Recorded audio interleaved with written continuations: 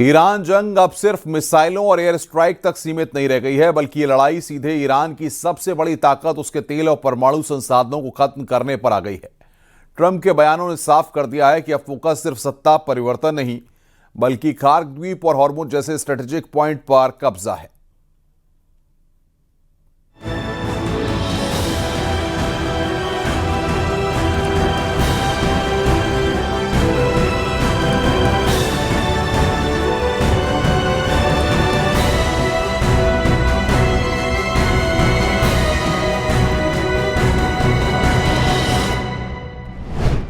खार्क पर कब्जा करेंगे ट्रंप, लूटेंगे ईरान का ऑयल एटीएम। भीषण युद्ध के बीच ट्रंप ने अचानक अपने टारगेट बदलना शुरू कर दिए हैं। ट्रंप को लगता है कि ईरान से सस्ता परिवर्तन करना मुश्किल है, जैसा कि इजराइल ने उन्हें भरोसा दिलाया था। लेकिन अब स्थिति तेजी से बदल रही है। देखिए ट्रंप खार्क और हॉर्मुज को लेकर क्या क्या दावे और सपने देख रहे हैं। खार्क द्वीप को ईरान का ऑयल एटीएम कहा जाता है। इसके पीछे बहुत ठोस आर्थिक और भौगोलिक कारण है। सरल भाषा में समझें तो ये द्वीप ईरान की पूरी अर्थव्यवस्था की लाइफलाइन है। फाइनेंशियल टाइम्स के साथ एक इंटरव्यू में ट्रंप ने कहा कि ईरान में मेरी सबसे पसंदीदा चीज वहां का तेल लेना है। उन्होंने वेनेजुएला का उदाहरण देते हुए संकेत दिया कि अमेरिका खार्क द्वीप को अपने नियंत्रण में ले सकता है। ट्रंप ने दावा किया कि अमेरिका ने रणनीतिक स्ट्रेट ऑफ हॉर्मुज को नियंत्रित करने के कदम उठाने शुरू कर दिए हैं। जब उनसे पूछा गया कि क्या ये संभव है, तो उन्होंने कहा हाँ, निश्चित रूप से ये पहले से ही हो रहा है। ट्रंप ने एयरफोर्स वन पर पत्रकारों से कहा कि ईरान के साथ प्रत्यक्ष और अप्रत्यक्ष बातचीत चल रही है और जल्दी ही कोई डील हो सकती है। हालांकि उन्होंने अपने अंदाज में ये भी जोड़ा, हम उनके साथ बातचीत करते हैं और फिर हमें उन्हें बम से उड़ाना पड़ता है। ट्रंप तो यहाँ तक कहने लगे कि ईरान हमें अपनी संवर्धित यूरेनियम भी देने जा रहा है। ताजा जानकारी के मुताबिक 454 किलो संवर्धित यूरेनियम ईरान के पास मौजूद है। The upcoming days will be decisive. Iran knows that, and there's almost nothing they can militarily do about it. Yes, they will still shoot some missiles, but we will shoot them down. Of note, the last 24 hours saw the lowest number of enemy missiles and drones fired by Iran. अब जंग में दो मोर्चों पर are पार की जंग शुरू हो चुकी है। पहला है ईरान का एटमी ठिकाना और दूसरा है खार्क द्वीप, जिस पर अमेरिका हर हाल में कब्जा चाहता है।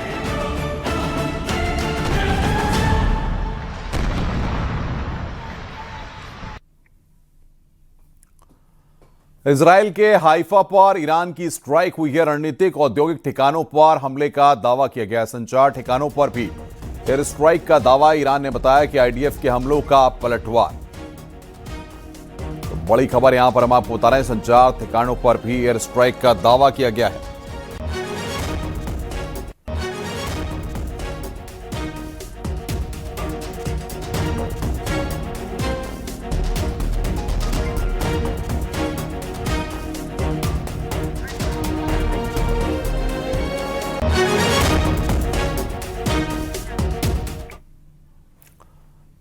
ईरान लगातार इजराइल पर बमों और मिसाइलों की बरसात कर रहा है। इजराइल के कई शहर हैं जो इस वक्त जंग की मार झेल रहे हैं और इमारतें खंडर बन रही हैं। देखिए जंग के बीच से न्यूज 18 संवाददाता और रिफत अब्दुल्ला की ये रिपोर्ट।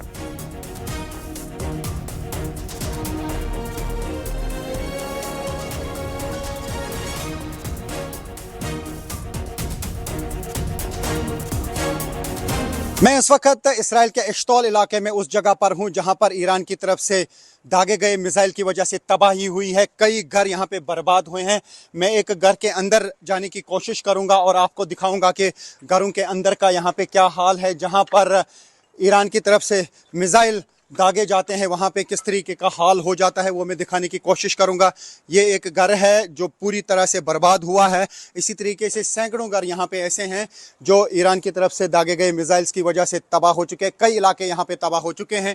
तो अभी हम आपको दिखाएंगे घरों के अंदर का हाल। यहाँ पर लगातार जो ईरान की तरफ से अटैक्स किए जा रहे हैं, अब एक तरफ से हिजबुल्लाह की तरफ से अटैक किए जा रहे हैं। वो नॉर्थ इसराइल पर ज़्यादा हमले कर रहे हैं और साथ ही अब हूटी भी सामने आ गए। हूटी की तरफ से भी अब हमलों का सिलसिला शुरू किया गया है, क्योंकि अब 1 महीना लगभग हो गया अब इस जंग को चलते हुए, लेकिन अभी तक हूटी की तरफ से कोई हमला नहीं किया गया था। यमन की तरफ से मिसाइल और ड्रोन्स नहीं आते थे, लेकिन अब देख पा रहे हैं हम कि अभी तक कई अटैक्स जो हैं अब हुटीज़ की तरफ से भी किए गए। एक ड्रोन अटैक किया गया, हालांकि इस्राएली फोर्सेस का दावा है कि उसको जो है इंटरसेप्ट किया गया, लेकिन अटैक्स का सिलसिला वहाँ यमन की तरफ से भी शुरू हुए हैं।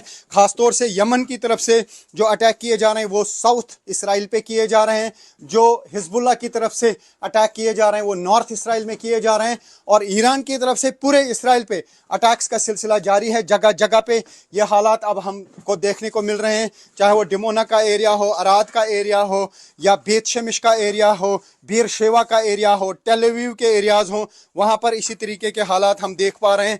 और मैं आपको दिखाने की कोशिश करूंगा कि इस घर के साथ साथ जो है बाकी एरियाज में क्या तबाही हुई है। और न्यूज़ 18 इंडिया की टीम लगातार युद्ध क्षेत्र में है, रियल ग्राउंड जीरो पर, और दिखा रहे हैं वो जगह जहां पर ईरान की तरफ से दागे गए बैलिस्टिक मिसाइल्स की वजह से तबाही हो जाती है। हम हर उस स्पॉट पे जाने की कोशिश करते हैं जहां पे ईरान की तरफ से जो मिसाइल अटैक किया जाता है, जो यहाँ पे तबाही होती है, या हिजबुल्लाह की तरफ से जो अटैक्स का सिलसिला जारी है।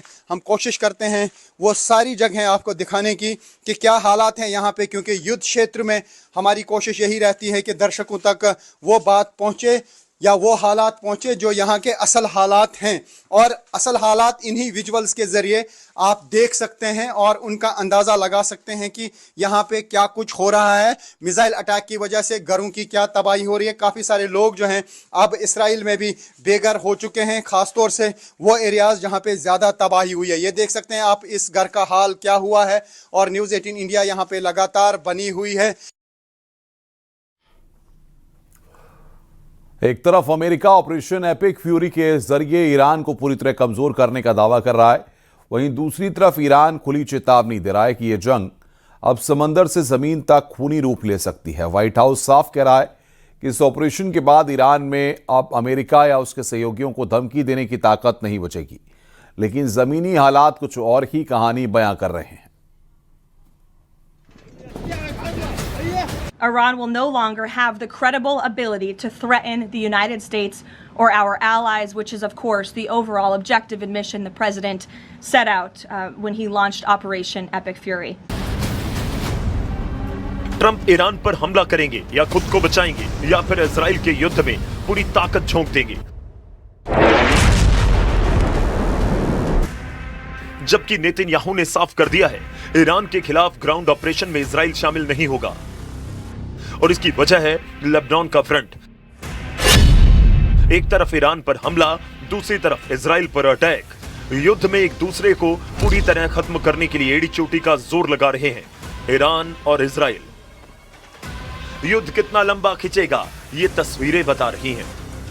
ईरान की पावर ग्रिड पर हमले के बाद इजराइल की बहुत ही खास रिफाइनरी टारगेट बनी है। यह है उत्तरी इजराइल का शहर हाइफा, और यहाँ रिफाइनरी पर हुआ है हमला। तेल के भंडार धू धोकर जल रहे हैं, धुआं मीलों दूर से देखा जा सकता है।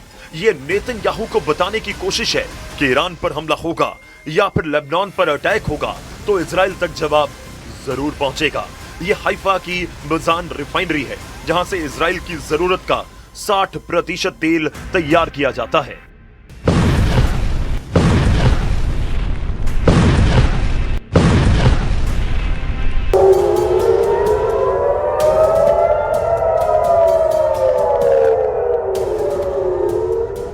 इजराइल की सरकार का दावा है कि हाइफा की रिफाइनरी को ज्यादा नुकसान नहीं पहुंचा और तेल की सप्लाई पर कोई असर नहीं पड़ेगा। यही वजह है कि ईरान को रोकने के लिए अब ट्रंप उसकी जमीन पर उतरकर लड़ना चाहते हैं। इसके लिए अमेरिका के 50,000 सैनिक तैयार भी कर दिए गए हैं।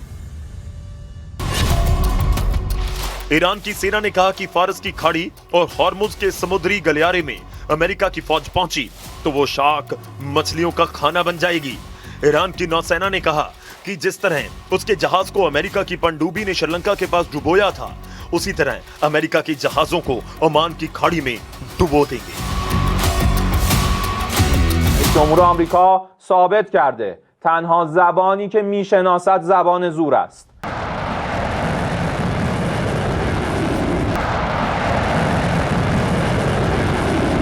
ईरान के सामने इस वक्त उसका दक्षिण का फ्रंट बहुत ज्यादा खतरनाक बन चुका है। यहां अमेरिकी फौज का उतरना ऐसा ऑपरेशन होगा जिसमें खून दोनों तरफ से बहेगा। इस बात की गारंटी डोनाल्ड ट्रंप और ईरान दोनों तरफ से दी जा रही है, लेकिन ईरान की वार्निंग ऐसी है जिसे ट्रंप और उनके कमांडरों को बहुत ही गंभीरता से लेना होगा।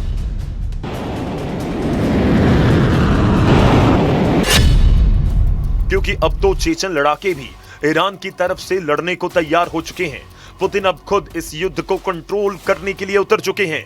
इस युद्ध में तुर्की पर भी सबकी नजरें हैं और एर्दोआन ने अरब देशों से कहा है कि वो इस युद्ध में शामिल ना हो। सऊदी अरब, यूएई और कतर का दौरा करने के बाद तुर्की के विदेश मंत्री को इस बात का एहसास हुआ कि ये सभी देश ईरान के खिलाफ युद्ध में उतरने के लिए तैयार हैं। अमेरिका और इजराइल की शुरू हुई इस जंग में अब सऊदी अरब, यूएई और कतर ईरान के खिलाफ नजर आ रहे हैं, जबकि तुर्की का रुख बता रहा है कि एर्दोआन अब मुस्तफा खामेनी के समर्थन में है।